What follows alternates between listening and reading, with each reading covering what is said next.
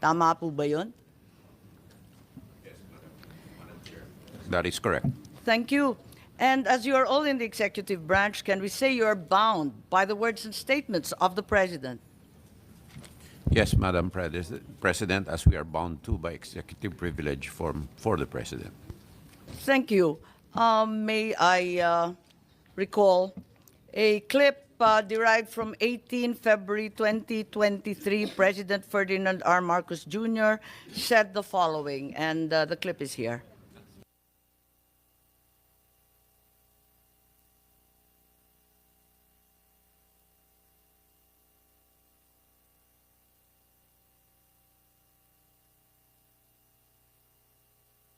Oo, hindi, at bak. Papayagan ko sila dito, pero magturista lang sila. I'm sorry, this seems to be an earlier statement, 2022. Pagkaunawa ko sa ICC, the ICC is there pagka walang judiciary na nag-ooperate sa isang bansa. Dahil nagkagera, dahil nasira lahat, the economy has collapsed, etc., for whatever reason. Diyan papasok ang ICC. We have a functioning judiciary. And that's why I do not see the need for a foreigner to come and do the job for us, to do the job for our judicial system. Our judicial system is perfectly capable of doing that. And it also raises a great many questions about jurisdiction and sovereignty. What is their jurisdiction to come here into the Philippines and conduct an investigation? Is that not a violation of our rights as a sovereign nation in the community of nations? Those questions need to be answered before they can be allowed in any investigation. Senator Bongbong, maraming salamat. Oh my, that went very quickly. Maraming Salamat. Thank you for your time. God bless you. No. You have misread it. We do not cooperate with the ICC. That is the position of this government. Pero pag nirad notice po ng Interpol, we will be obliged to participate. As Secretary Remulla explained before, we have obligations to Interpol, and we have to live up to those obligations. And therefore, the next just step, Interpol. Okay, let me say this for the 100th time. I do not recognize the jurisdiction of ICC in the Philippines. I consider it as a threat to our sovereignty. Therefore, the Philippine government will not lift a finger to help any investigation that the ICC conducts. However, as ordinary people, they can come and visit the Philippines. Pero hindi kami tutulong sa kanila. In fact, binabantayan namin sila, making sure that hindi sila that they do not come into contact with any agency of government. And if they are contacting agencies of government, na sasabihin yung whatever, policeman, local government, sabihin nyo, wag nyo sasagutin. Yun ang sagot natin, that we do not recognize your jurisdiction, therefore we will not assist in any way, shape, or form any of the investigations that the ICC is doing here in the Philippines. Okay, thank you, sir. That's it? All right.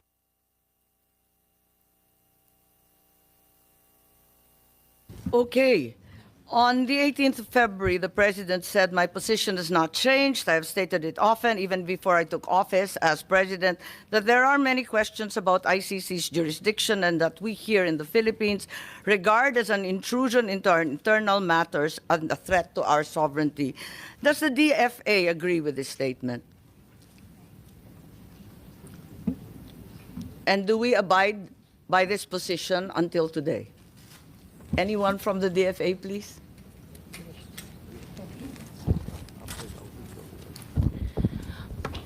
Madam Chair, good morning. Yes, you recognize USEC. Yes, thank you.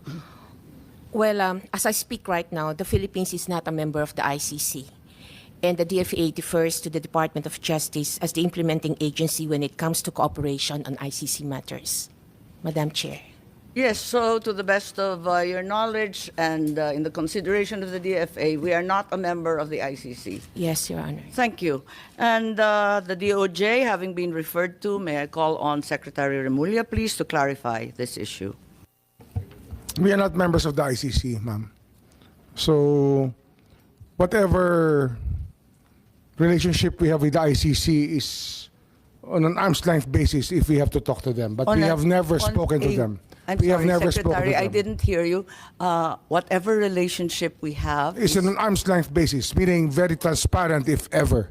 But we have never spoken to them. arm's length. Yes, ma'am. So you have had contact even at No, ma'am. arm's length? We do not have any contact. What we're saying is we are very transparent about what we do, and we have never had any contact with the ICC. So you uphold the statement of the President saying that the ICC has no jurisdiction here in the Philippines. Is that correct? Ma'am, jurisdiction of the ICC is throughout the world. We belong to a community of nations Regardless that of is those tied who are together by a legal system called international humanitarian law. It is something adopted by more than 150 countries in the world. International humanitarian law, which became a law in 2009 or 2010. And that law, that domestic law, is what we adhere to in this case. Are you referring to RA 9851? Yes, ma'am. Because you indicated the date of 2009. Is that correct? Yes, ma'am. Thank you.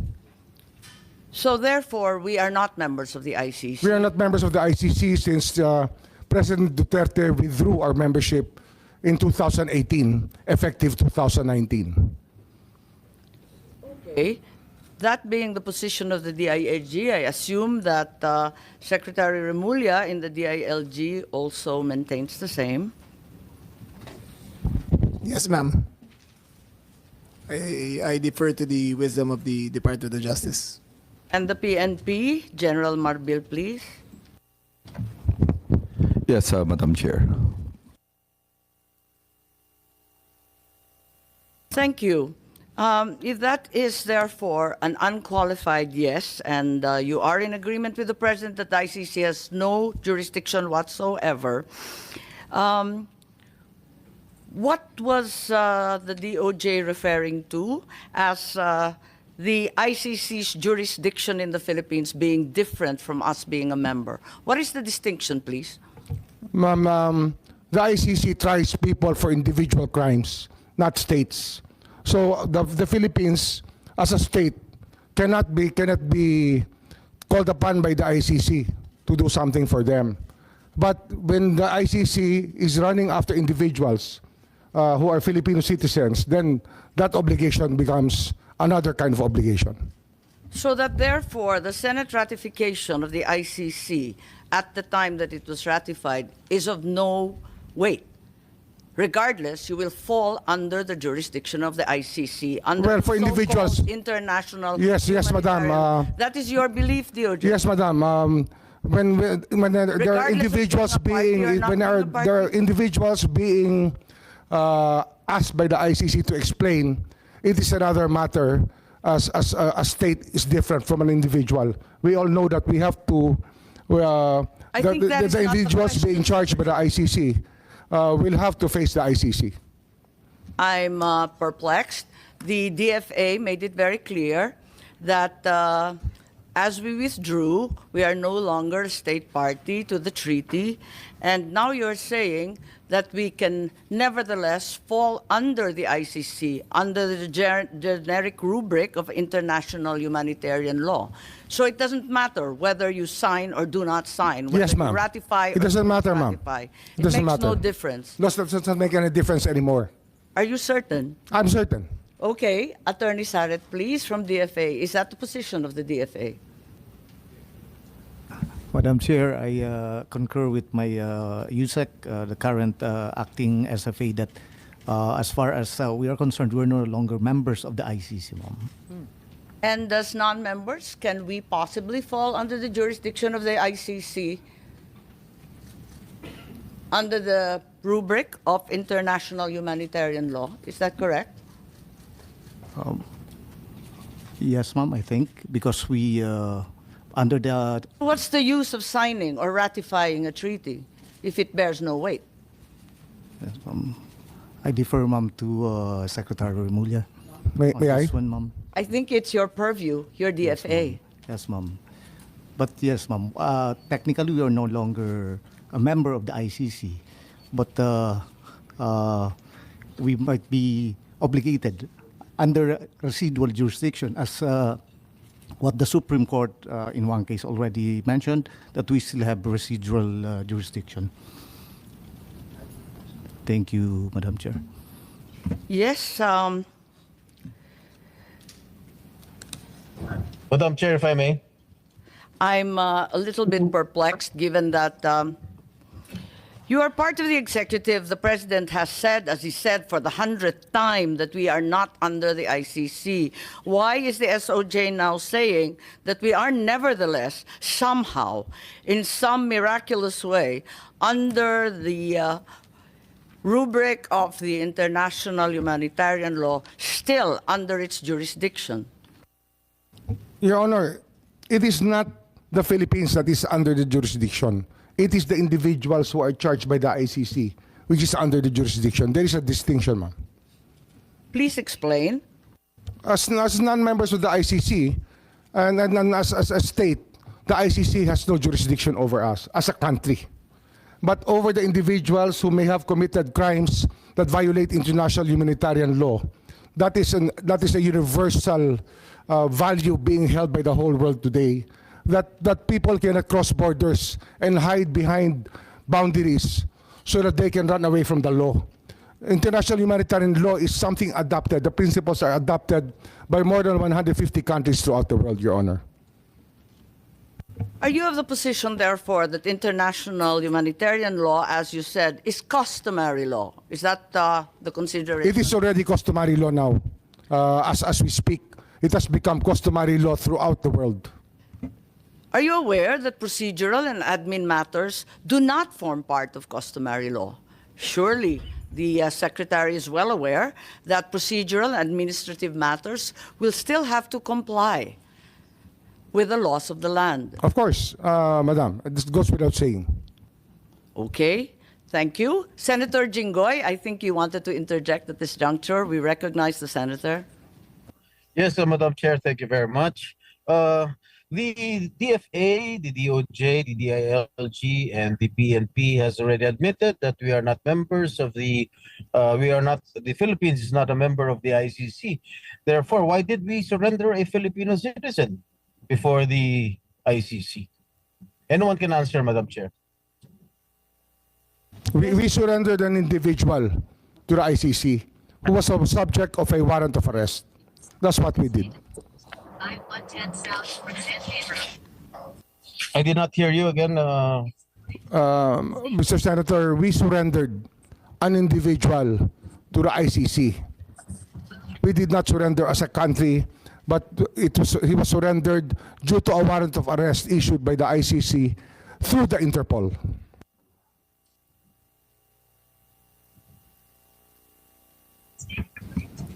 Senator Jinggoy, any follow-up questions, please?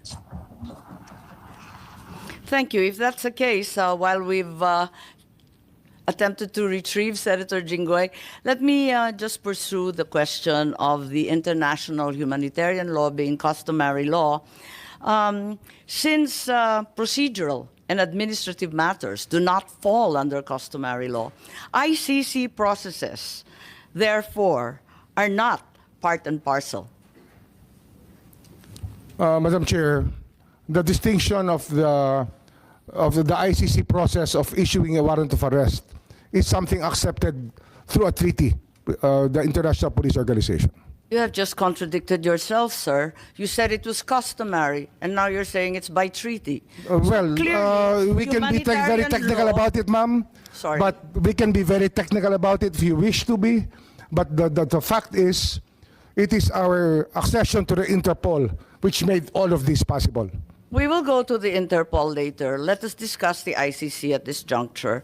So while I will go with you for the sake of argument that the IHL, or International Humanitarian Law, has now become accepted as part of international customary law, I am unable to accept that ICC processes and administrative procedures as well are now part of customary law. I don't think so. The processes are not part of customary law. We have our own administrative processes. If you ask me about this, Madam, we can say that the IHL is the domestic law that we followed in recognizing the warrant of arrest issued against Rodrigo Roa Duterte. Which domestic law and process did Republic Act 9851, Your Honor. as mentioned previously? Yes, as mentioned previously, and within the provisions allows us two options, either extradition or surrender. We chose the executive mode, which is surrender. We will go to that later, but at this juncture, therefore, I get an acceptance from the Secretary that, in fact, the processes that should have prevailed should have been those stipulated under RA 9851 or our own local law. We follow the process, ma'am. Thank you. So that's correct. On the same day, if I may proceed, the President also said, I do not see what its jurisdiction is, referring once again to the ICC. Can we bring back the video? I think there is a statement there. I feel that we have in our police and judiciary a good system. We do not need assistance from any outside entity. Again, as part of the executive department, you have subscribed to this view, I assume. Yes, Madam. So to clarify, the statement means that the President was not recognizing the jurisdiction of the ICC over the crimes allegedly committed by the former President. Is that correct? We do not recognize the jurisdiction of the ICC over our country. What we recognize is the jurisdiction of the ICC over individuals who may have violated international humanitarian law by committing murder and other heinous crimes. If I may, I think the President was referring to the jurisdiction of the ICC over crimes, specifically crimes committed by PRRD. Isn't that so? Can you rephrase your question, ma'am? Well, you said that while the ICC has no jurisdiction over the Philippines as a state, it maintains jurisdiction over individuals and crimes under Yes, the ma'am. international humanitarian order. Yes, ma'am. Right. What the President said is that there is no jurisdiction over the crimes committed by the former President. Well, Because we have a functioning police and judiciary system. Unless you submit that we don't. submit that we don't what, ma'am? That we don't have a functioning police force. We have a functioning or police a force. Judiciary. We have a judiciary. But what we are dealing with here You're is crimes contradicting your committed President, 14 years Secretary. ago to 2019. We're talking about a timeline, Your Honor, that we were not even here yet, and that it was very hard. Ma'am, may I continue? Yes, carry on. Well, yes. it was very difficult for us. We made our No, the commitments. President made it very clear. We have made our a functioning- commitments to the United Nations that we would investigate all of these crimes committed during the drug war. And it was not a very easy task, ma'am, because the people that we expect to be cooperating with us were not. So, although we're still doing our investigations on the AJ case, on the extrajudicial killings committed during that time, Yes, I'm not reviewing the drug war. This is a Foreign Relations Committee hearing. Yes, ma'am. But in this statement, the President clearly means jurisdiction over individuals. It's very, very clear. There's no area for quibbling. And if you say there's jurisdiction over individuals, I don't believe that you are in agreement with your President. As a matter of fact, the ICC does not try countries, after all. They do try our individuals, views however. evolved during times, at times. And I don't So you know do admit if he that still you- has the same view up to today, because we are talking about a clip which was done 1.5 years ago. Our minds can change, ma'am. We cannot just stay in one rut and say that this is the absolute, because our minds may change, and we are allowed that by the law of man and the law of God. Yes, of course. Of course, we all change our minds, and Mr. Secretary. So you are saying that the president changed his mind? Well, When did he I change cannot his speak mind? for him, Madam.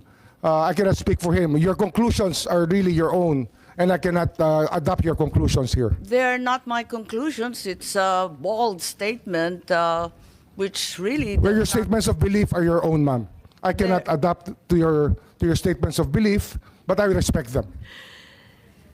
The statement of the president is very, very clear cut. I would like to show also a letter in December of 2023. Do we have it on hand?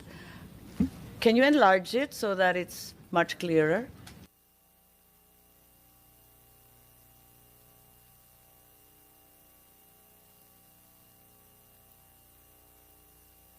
Okay.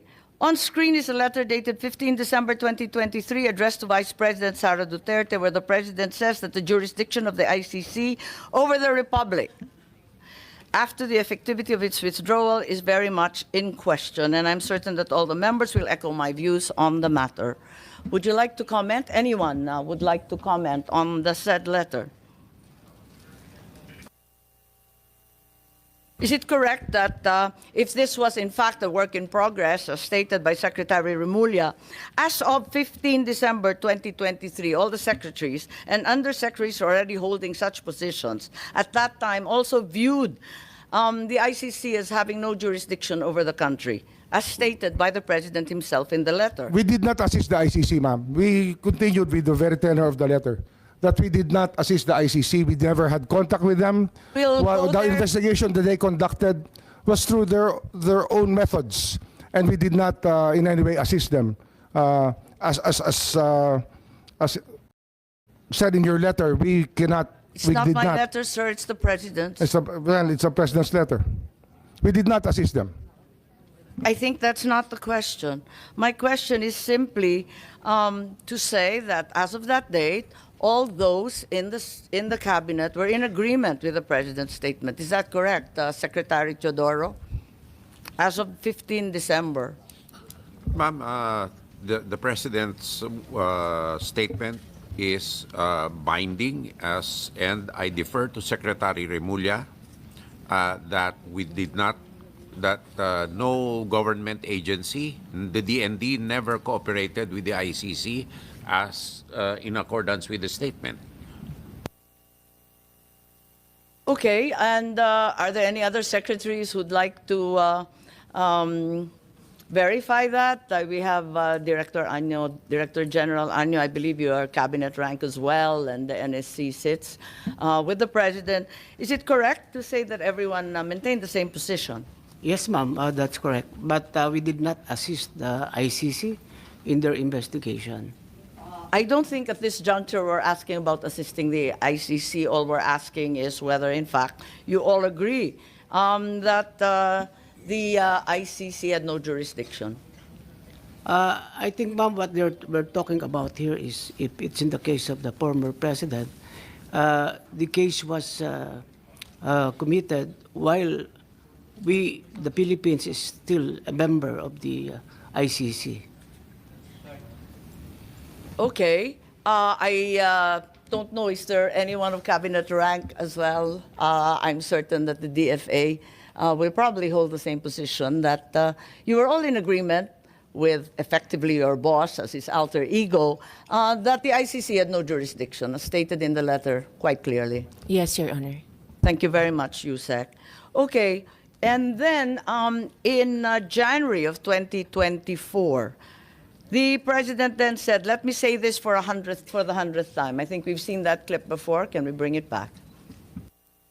Yes, for the 100th time, I do not recognize the jurisdiction of the ICC. The Philippine government will not lift a finger to help any investigation that the ICC conducts.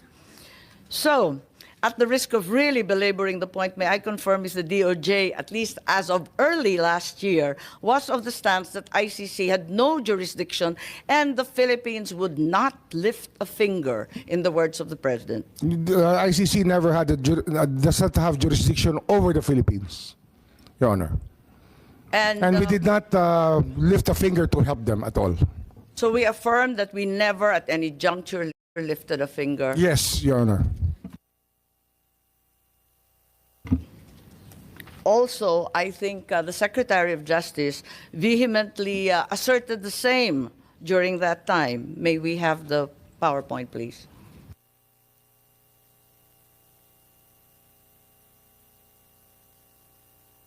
Are these your words, Secretary? Yes. Those are my words. Right. And there is no jurisdiction, and we have an inherent right to determine our own legal framework and address internal matters. Yes, Your Honor. So also there is an assertion that our justice system is robust and functional. Your words, sir. Yes, Your Honor. However, 10 days later, after Secretary Remulla gave the above statement, on 20 February, there seems to be a slight yet significant change in the tone of the President's rhetoric when he said, I am not certain if we have the PowerPoint. Do we have a slide with the President? I don't approve or deny it, but you know they, the ICC, haven't done anything illegal. We will do something about it. We are an open country. Maybe clarified as to what the President meant, given that there seems to be a determined change in attitude, that in fact we are an open country. And until they do, they being ICC, do something illegal, wala siyang gagawin para hintuin sila. Parang naiba ang usapin. I will have to ask what question was asked of the President before I make any response, because I do not know what context the President said those words. I think it's not unclear. Hanggang may gawin sila na illegal. May I ask the PNP, the DFA, anong ibig sabihin if they do something illegal? Na nanghimasok sila, na may ginawa sila sa Pilipinas. Maybe I can answer that better, ma'am. An example would be to take an oath of somebody within the Philippine legal system. They are not allowed to do that. Okay, so until such time as they do something illegal, like requiring an oath of someone being entirely unauthorized as foreigners, is that your meaning? Yes, ma'am. Okay. Does this mean that the Philippine government was allowing the ICC to enter and investigate, provided they did not amount to any illegal action? Nobody ever identified themselves as the ICC when they entered our country, if ever they entered our country. So we did not allow them, if that is the only meaning of your question, we did not allow them, as we did not know any entry of any ICC person in the country. The President's statement seems to suggest otherwise. We are an open country. So Yes, ma'am, but we could not- that there in fact were others coming through. Well, we suppose that people were coming in and out of our borders. We have millions and millions of people entering our ports and airports, and And we cannot ask all of them if they were related to the ICC or not. We cannot do that, ma'am. Okay, perhaps we can call on Secretary Año. Did you have any information that, in fact, the ICC had resumed its investigation? Because clearly there is a pivot in the President's statement. Perhaps you can enlighten us? Ma'am, as far as the NSC is concerned, we have not monitored any investigation conducted by the ICC inside the country. So, at no point after the pre-trial chamber authorized the prosecutor to resume its investigation, did in fact resume its investigation in the Philippines? We don't have any information that they conducted an investigation here, but probably in Bakit their own nabanggit ng base. Pangulo na meron ng possibly illegal entry and that in fact they were welcome since we were an open country? Ano kaya ibig sabihin nun? Ma'am, may I? Yeah, I refer to the DOJ, ma'am. Yes, please. Yes, ma'am. It's really important that we know the context by which the president gave the statement. If we do not know the question, we cannot understand the answer. I think that it's very basic, ma'am. Yes, and we're all subject to the media. I just found this through the media. I am not aware of any specific or special context. My understanding is that it was an interview, as is usually given by public officials. Yes, ma'am, but it's usually the context by which we are asked a question that we give an answer. So unless we hear the exact question that he was asked, we cannot give you a complete answer to this question, ma'am. Perhaps this will be clearer. November 14, 2024, the president was quoted as saying, "If that's the wish of Duterte, we will not block the ICC. We will not just cooperate." I think this requires no context. It's pretty straightforward and direct. Well, we also want to know his response to what stimulus, because if there's a question, we want to know. We still want to know the question. Simply, he was asked if he approved of the presence of the ICC in the Philippines. There seemed to be some awareness in the public and in the media that the ICC was already here. So they asked the president, "What do you think?" And he said, "We will not block them. We will not just cooperate." There's clearly a change in tone and in order. Well, if they have not violated any law, I don't think that we should be alarmed at anything that they're doing here, as long as they are not violating our laws. What does not blocking the ICC mean? Non-cooperation, I think we mentioned that. Well, still non-cooperation, because we never, up to now, had any communication with the ICC, if officially or unofficially. Again, I remind you of the president's statement earlier, "We'll not do anything about the ICC as long as they don't do anything illegal." Isn't this tantamount already to blocking the ICC and not cooperating? Can you put the question into context, ma'am, please? There is no context. It's simply that previously the president said that the government will not do anything about the ICC, like you commented on, unless they do something illegal in the Philippines. Is this not tantamount to blocking the ICC? Well, blocking the ICC, we never knew that they were here. We cannot do something that we do not even know or identify the people who are supposed to be blocked. So I don't see the logic, ma'am. No, it's a simple question, straightforward. As of November 14 last year, ang sinabi ng Pangulo, no blocking, pero no cooperation din. Tama? Marahil, yun siguro ho, mas maganda hong Tagalogin natin, hindi tayo tutulong sa kanila. Hindi tayo tutulong. Hindi tayo hahadlang, ngunit hindi tayo tutulong. Yung paghadlang kasi, wala ng anuman investigasyon, pwera lang kapag illegal na ang ginagawa. Pero nga ho yun. Hindi rin tayo tutulong. Ganun ho ang batas natin eh. Nanguhuli lang po tayo pag may ginawa ho mali. May ginawa ho paglabag sa batas. Ang maliwanag dito, nag-umpisa na ang investigasyon. As of November nung nakaraan. Hindi ko po masasabi yun. Kasi wala po akong contact, wala po akong alam na ganung hong usapin nung panahon na yun.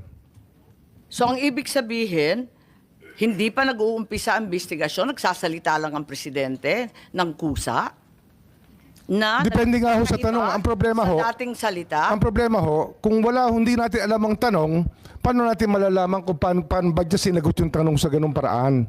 Kaya kung pwede ho, ilagay niyo natin ilagay po natin sa talata yung tanong na tinanong kay Pangulo para malaman natin kung ano ang kanyang sinasabi. Kasi hindi ho eh.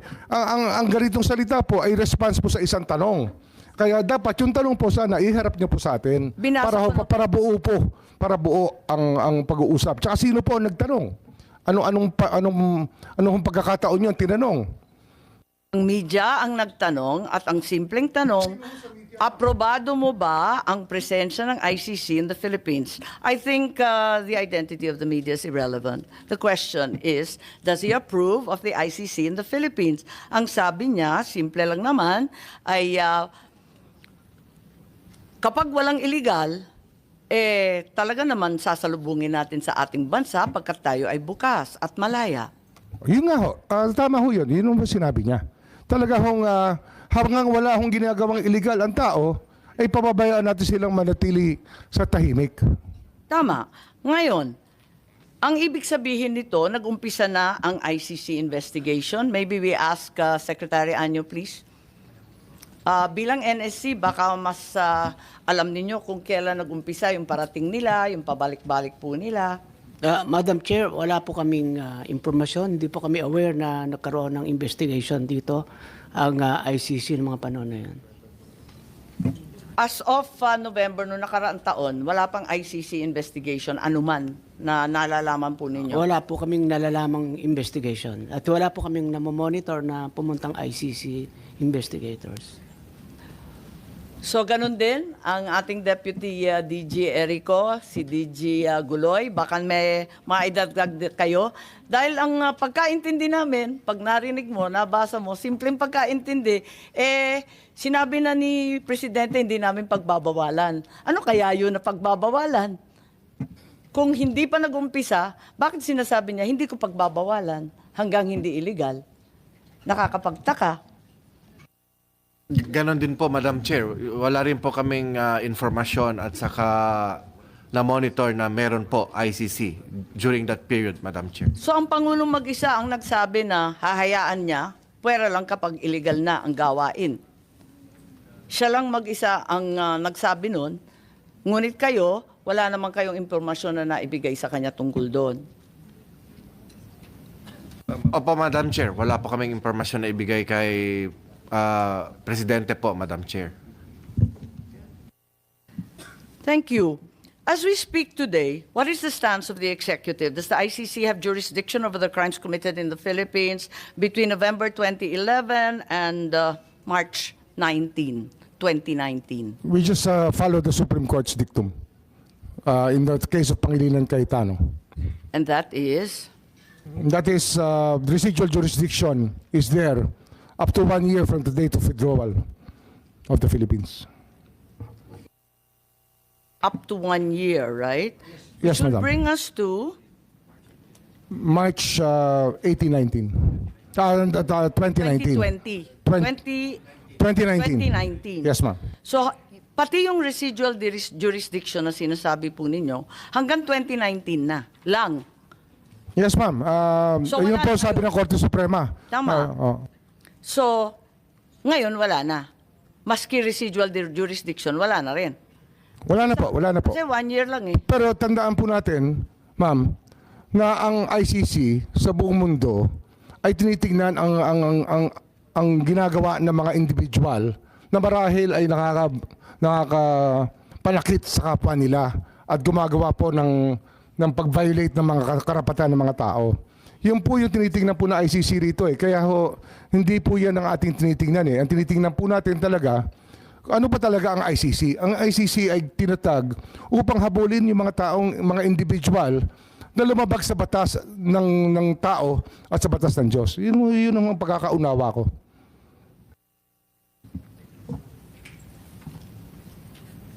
Kung yung ICC may jurisdiction at hindi pa nag-umpisa ng anumang investigasyon nung nakaraang taon, nung Nobyembre, anong ibig sabihin ng Presidente nung may pagbabago? Nung sinabi niya na hindi tayo hahadlang, pero hindi rin tayo magko-cooperate. Ba't niya sinabi yon? Biglang iba na ang tono, biglang nagbago. Kayo nga nagsabi, dapat talaga nagbabago ang palaisipan ng tao. Ganun po talaga dapat ho, hindi natin itataga sa bato ang pwede ho maging hindi totoo. Siyempre natututo tayo sa Po, habang oo, natataldahan po tayo. Oho. Tama. So, ang ibig sabihin, ang Pangulo nagbago rin ang palaisipan. Marahil po. So, ang sa kanya, may jurisdiction na pala. Hindi ko ho pwedeng sabihin ng state of mind niya. Opo. Pero sinasabi ko lang ho, bilang tao, lahat po tayo pwede magbago ang pag-iisip. Hindi ko naman hinihingi yung state of mind po. Ang tinatanong ko lang, maliwanag naman yung statement na sinabi niya na pwede tayong magpapasok ng ICC sa ating bansa. Pwera lang kapag illegal ang ginagawa. Tama? Hindi ho natin sinasabing imbitado sila rito. Hindi ho natin sinasabi na haharapin natin sila. Ngunit ang tao ho ay labas-pasok sa Pilipinas. Pero At hindi tayo po po ay mga being very hospitable people, we welcome all people who want to partake of the beauty of our country. Ayun po yung ating pinag-uusapan dito. Pero hindi po ba yung mas maagang mga statement, yung mga unang statement, talagang hindi daw siya lalahok sa anumang investigasyon. Ngayon, hahayaan lang niya. Tama po. Marahil po, marahil. nagbago. Sabi ko nga ho, Nagbabago naman nga. Nagbabago naman ang pagtingin natin lahat sa buhay. Hindi naman po ang pagtingin natin nung tayo 20 anyos at ngayon ay pareho pa rin. Sana naman na natuto tumatanda na rin tayo. po tayo. Natututo rin po tayo. So do you mean to tell me that after saying 100 times that the ICC has no jurisdiction, the President at the 101st time changed his mind and determined that there was somehow some kind of jurisdiction that allowed them to come here and investigate? I cannot comment on his state of mind when he said that. I don't think it's a question of state of mind, sir. It's statements. His statement would speak for itself. When did the executive then change his mind, given that we are admitting he changed his mind, at least to some degree? Well, I cannot agree to the... I mean, the question, ma'am, is very vague, if you ask me. Hindi, nagbago, di ba? Nung una, sabi niya talagang haharangan niya. Because I cannot, bawal as dahil I meron said tayong earlier, mga ma'am, korte. I Tapos cannot- biglang sinabi na bukas ang Pilipinas. Kung nag-iimbestiga sila, papasukin. Pwera lang pag may ginagawang illegal o may krimen. Again, I can say Malaking that pagbabago po yun. hindi ko ako pwede magkomento sa state of mind niya. Kung paano ho nag-iisip ang Hindi ko Pangulo, naman hindi pa ako tinatanong kung magkomento. galit, wala naman akong tinatanong kung masaya. Yun ang state of mind. Ang tinatanong ko, dun sa sinabi, hindi ba maliwanag na nag-iba? Sabi ko nga ho, lahat tayo nagbabago ng pag-iisip sa pagdaan po ng panahon. Okay. Tayo po ay natututo naman ng unti-unti at nauunawaan natin ng gusto ang kaya nga. pangyayari sa paligid natin. Kung aaminin natin na nagbago ang pag-iisip, bakit? At kailan nagbago yung pag-iisip natin tungkol sa jurisdiction ng ICC? Bakit? At meron bang dahilan? Baka may alam ang DND, baka may alam ang NSC, para maintindihan natin kung saan na tayo ngayon. Kasi tayo ay nag-iimbestiga in aid of legislation. Gusto ko malaman saan ba tayo patungo. Ano na ba ngayon? Palibasa, eto nga, admitido natin, nagbago. Kung nagbago, saan na tayo ngayon? Siguro po yung pag-unawa po ng ICC jurisdiction. Kasi nung nag-aapela pa tayo sa ICC, na sinasabi natin na hindi tayo saklaw dito, marahil yung isang pagising natin sa katotohanan na ang hinahabol ng ICC ay hindi naman bansa, ngunit individual. Marahil yun po yung pag-unawa na nagbago sa ating lahat. Kasi hindi naman po estado natin ang hinihimok ng ICC, kundi po yung mga individual dito na nagkasala at yung naging biktima po ng mga krimen at ng mga pamilya po ng mga biktima ng mga pagpatay nung panahon na yun. Okay. At sabihin natin may limited cooperation sa ICC. Sabihin natin, nung 13 November, si ASEC ES Bersamin pala, ay nagsabi that if the ICC refers the process to Interpol, which may then transmit a red notice to the Philippines, the government will feel obliged to consider the red notice. Parang may ganon, may statement ba dyan? Yung kay ES Bersamin. Alala ko po yung statement na yun. Panaalala po niya. Opo. Oo. So, yung pagbabago ay malinaw kasi pati si Executive Secretary diniin na nagbago nga talaga. Tama po ba? Kasi sabi niya,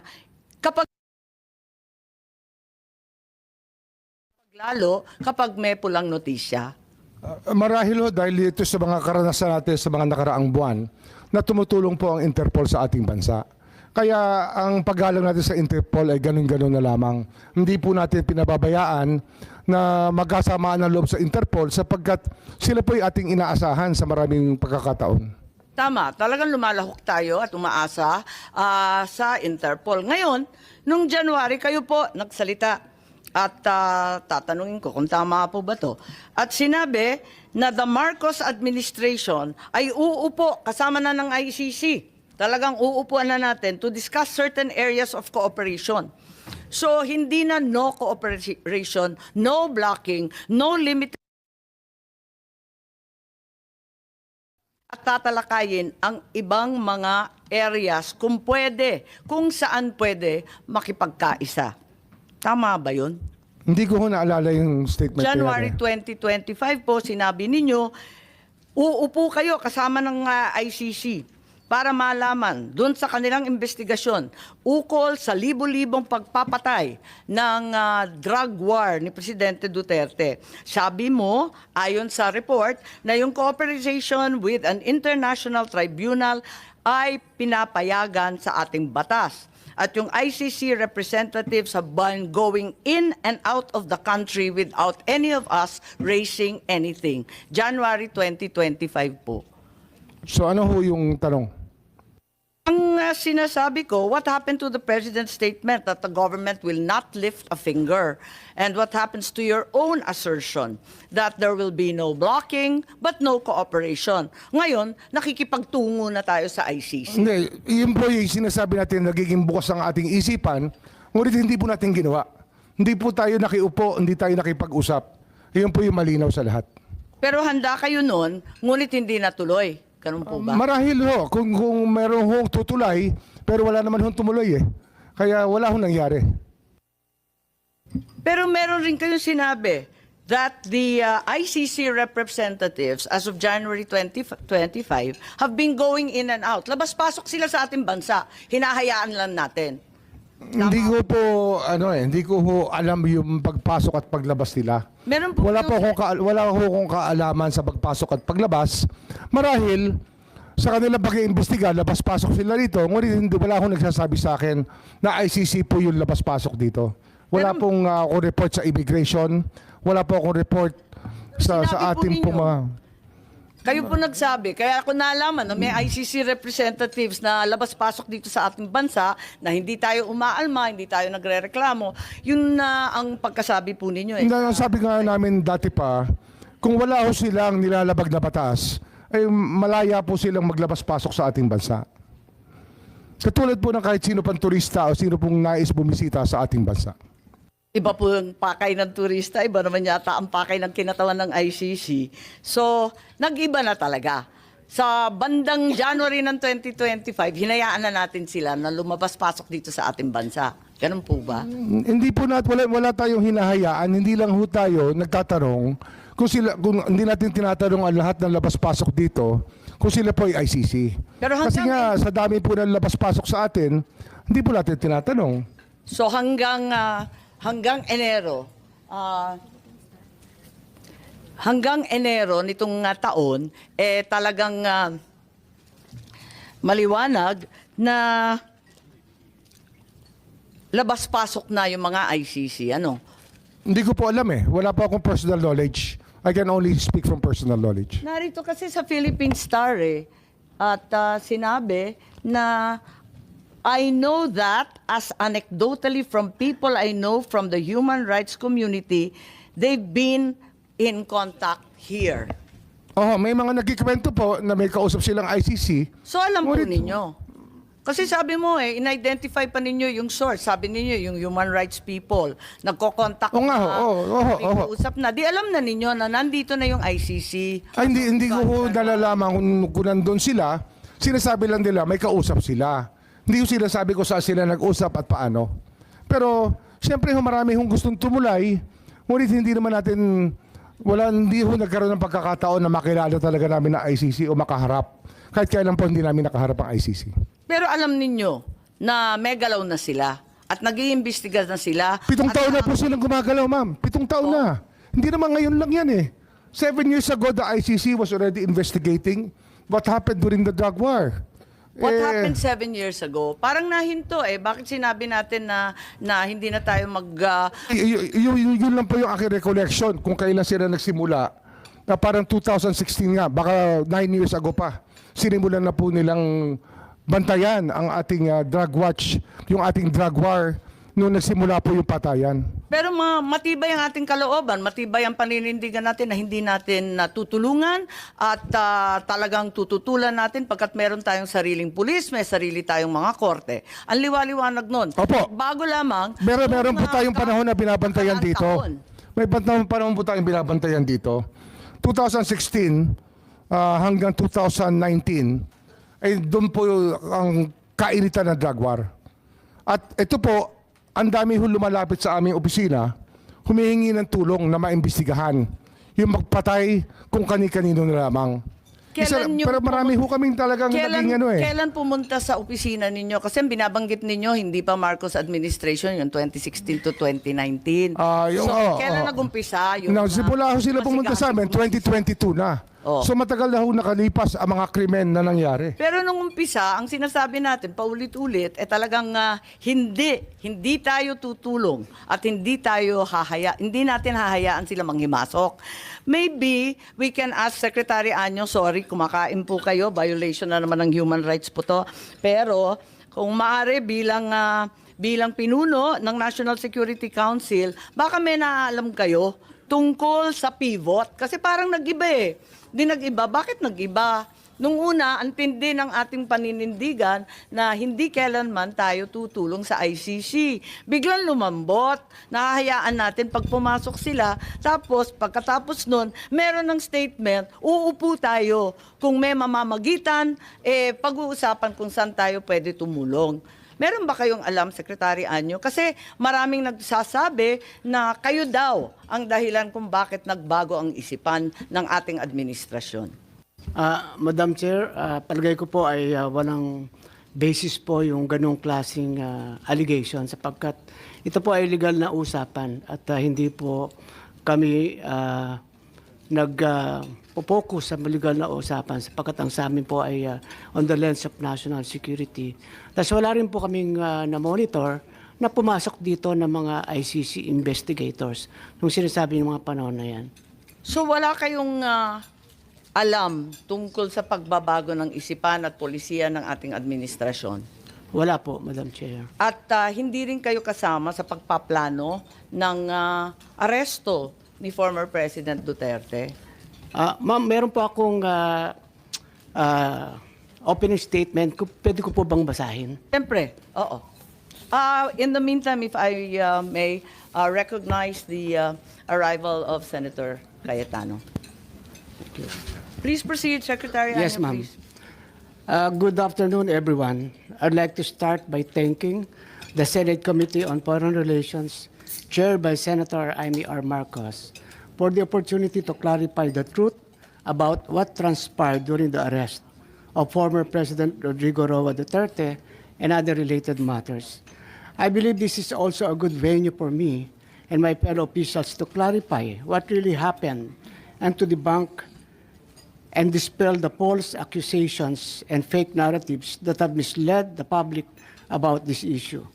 As government officials, it is our duty to be truthful and to assure the public that our actions were proper and in accordance with the law.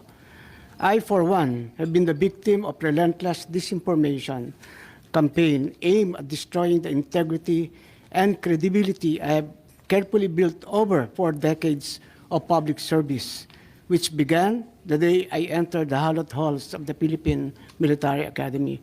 While public officials are not supposed to be thin-skinned, I have rolled with the punches for several days. However, the time has come for me to air my side.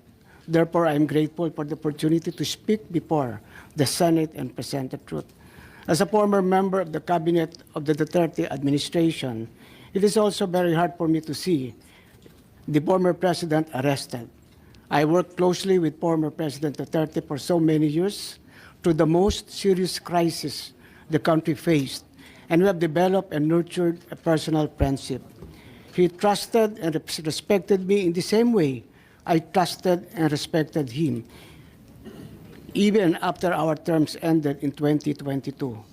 I retired from public service when former President Duterte ended his term. However, the repeated calls for public service came again, and 6 months after my retirement, I was appointed by President Ferdinand Marcos Jr. to be his National Security Advisor. I saw my appointment as a continuation of my service to the Filipino people across different administrations. As a soldier, my loyalty has always been to the Constitution and the chain of command. This has always been my principle when I served as the Commanding General of the Philippine Army under President Noynoy Aquino, then as AP Chief of Staff, and later as Secretary of the Department of Interior and Local Government under President Duterte, and now as National Security Advisor under President Marcos Jr. In its position, I have held under several administrations. I have never played politics. I do not have a political agenda, nor do I have or will I ever have political ambitions. I uphold the same principle in my role as National Security Advisor and Director General of the National Security Council. Thus, I'd like to state for the record that my role was limited to the mandate of my office to assess that the situation does not escalate into a national security concern. The implementation of the ICC warrant is beyond my mandate, and I had no part in it. And may I also state for the record that I am not aware of any core group, nor am I a member of such group that allegedly planned and prepared for the arrest of former President Duterte. In fact, it was only on Tuesday morning, March 11, 2025, that I learned that there was already an Interpol red notice and that the ICC warrant of arrest would be served. There was also no intelligence operation.